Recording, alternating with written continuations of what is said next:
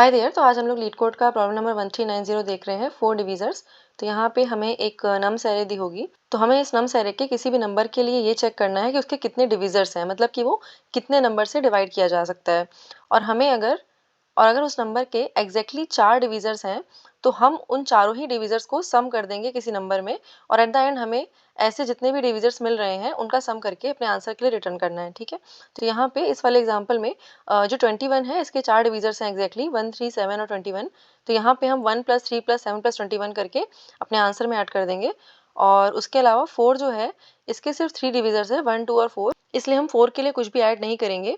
और 7 के लिए भी यहाँ पे सिर्फ 2 डिविजर्स हैं, इसलिए हम 7 के लिए भी कोई वैल्यू नहीं ऐड करेंगे। ठीक है। और एग्जाम्पल 2 अगर देखें, तो यहाँ पे दो 21 21 आ रहे हैं नंबर।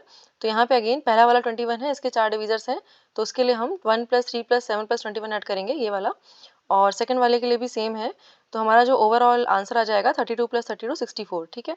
तो हमारे जो कंस्टेंट्स हैं काफ़ी इजी हैं, 10⁴ तक जा रही है हमारी नम्स एरे की लेंथ। तो हम यहाँ पे ब्रूट फोर्स की हेल्प से इस सोल्यूशन को सॉल्व कर सकते हैं। तो यहाँ पे एक आंसर वेरिएबल ले लेते हैं, उसमें 0 रख लेंगे, और हम अपनी एरे जो है वो नम्स वाली वो पूरी रिवर्स करेंगे। तो हम हर एक नंबर के लिए जितने डिविजर्स होंगे उसका काउंट कैलकुलेट करेंगे। तो यहाँ पे एक काउंट वेरिएबल भी ले लेते हैं, और अगर हमारा जो काउंट है उसकी वैल्यू 4 आ रही है, तो हमें अपने जो भी डिविजर्स आ रहे हैं उनका सम अपने आंसर में ऐड करना है। तो एक सम वेरिएबल भी ले लेते हैं स्टार्टिंग में। तो यहाँ पे डिवीजन 1 से लेकर डिवीजन n तक के बीच में जितनी वैल्यूज आ रही हैं, हम सबसे चेक करेंगे कि हमारा जो नंबर है वो डिविजिबल हो रहा है कि नहीं हो रहा है। अगर हो रहा है तो हम काउंट की वैल्यू इंक्रीज कर देंगे और सम में वो वैल्यू ऐड कर देंगे। ठीक है। तो if num is divisible by div, we can increase the count value and we can increase the sum value as well. ठीक है। और उसके बाद यहाँ पे अगर हमारी किसी भी पॉइंट पे काउंट की वैल्यू ग्रेटर देन 4 हो जाती है, तो हमें आगे चेक करने की जरूरत नहीं है। We can simply break from here, क्योंकि this will not be a valid answer. और यहाँ से इंटरनल फॉर लूप से बाहर निकलने के बाद तो हमारे पास एग्जैक्टली अगर 4 डिविजर्स हैं, तो हम अपने आंसर में इस सम वैल्यू को ऐड कर देंगे। ठीक है। और at the end we can simply return this answer value. तो हमारे जो कंस्टेंट्स हैं नम्स के लिए वो काफ़ी स्मॉल हैं, इसलिए हमारा जो ब्रूट फोर्स सॉल्यूशन है वो सबमिट हो जाएगा। So let's try to submit this and then we will look for the optimal solution as well.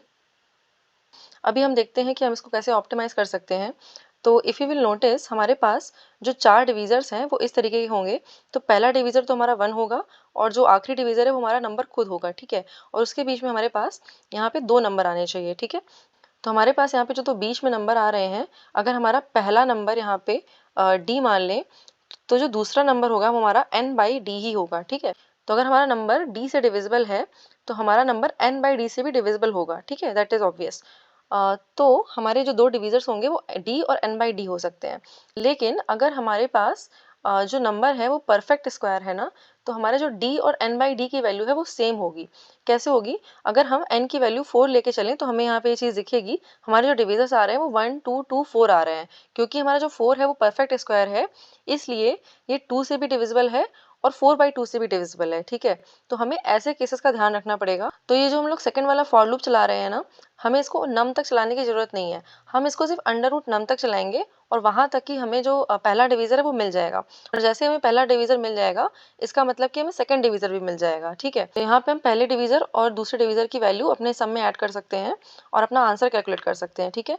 और हमें ये भी मेक श्योर करना है कि जो हमारा नंबर है वो परफेक्ट स्क्वायर ना हो, तो हम इसके लिए भी एक चेक लगा लेंगे। ठीक है। तो यहाँ पे हम बस ये मेक श्योर करेंगे जो हमारा डिव इंटू डिव है that should be less than equals to num. ठीक है।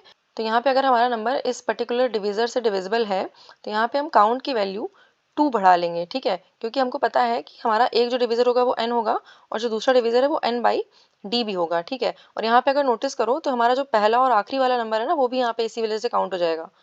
और अभी यहाँ पे हम जो सम में डिव की वैल्यू ऐड करेंगे, और उसके अलावा हम यहाँ पे n/div की वैल्यू भी ऐड कर देंगे। ठीक है। क्योंकि हमारे पास ये दोनों डिविजर हैं। ठीक है। तो यहाँ पे भी अगर हमारी जो काउंट की वैल्यू है ग्रेटर देन 4 हो जाती है, तो हम ब्रेक कर जाएंगे लूप से। तो हमें बस यहाँ पे ये चेक करना पड़ेगा कि हमारा जो नंबर था ना, num, this should not be perfect square. ठीक है। क्योंकि अगर ये परफेक्ट स्क्वायर है, तो हमारे पास जो 4 डिविजर्स कैलकुलेट हो रहे हैं ना, वो 4 की जगह सिर्फ 3 डिविजर्स हैं। ठीक है। 2 तो हमारा यहाँ पे रिपीट हो रहा था, है ना। तो यहाँ पे बस हमें ये मेक श्योर करना है कि if count is equals to 4 and this num is not a perfect square, then we can simply add the sum to our answer। ठीक है। तो यहाँ पे एक परफेक्ट स्क्वायर वाला एक छोटा सा फंक्शन लिख लेते हैं बाहर। तो अगर square root into square root is equals to हमारा ओरिजिनल नंबर, दैट मीन्स हमारा जो नंबर है वो परफेक्ट स्क्वायर है, तो यहाँ पे हम ट्रू रिटर्न कर देंगे, अदरवाइज हम यहाँ पे फॉल्स रिटर्न कर देंगे। ठीक है। तो इसके बाद जो हमारा सॉल्यूशन है वो बिल्ड हो जाएगा, और we can try to submit this now. तो यहाँ पे अगर हम टाइम कॉम्प्लेक्सिटी की बात करें तो हमारा जो ये ऊपर वाला फॉर लूप है ये ऑर्डर ऑफ n टाइम तक चलेगा। उसके अलावा यहाँ पे ये जो इंटरनल फॉर लूप है ये हर एक नंबर की वैल्यू के अकॉर्डिंग चल रहा है, ठीक है। तो अगर हमारे जो नम्स i की वैल्यू है let's say that is at max m something, तो यहाँ पे this will run for square root of m, ठीक है।